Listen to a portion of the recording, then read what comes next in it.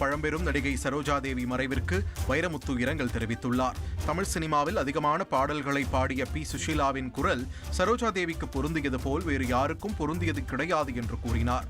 மேலும் தனது தோழியை இழந்துவிட்டதாக கூறிய அவர், எம்ஜிஆர் சிவாஜி யுகம் இருக்கும் வரை சரோஜாதேவியின் யுகமும் இருக்கும் என்றும் தெரிவித்தார். இந்திய கலை உலகம் அபிநய சரஸ்வதியை இழந்துவிட்டது.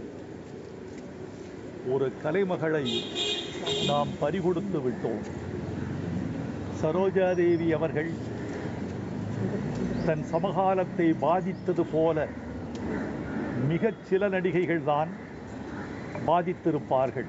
நண்பர்களே, தமிழ் சினிமாவில் அதிகமான பாடல்களை பாடிய பி. சுசீலா அவர்களின் குரல் சரோஜாதேவிக்கு பொருந்தியது மாதிரி வேறு யாருக்காவது பொருந்தி இருக்குமா?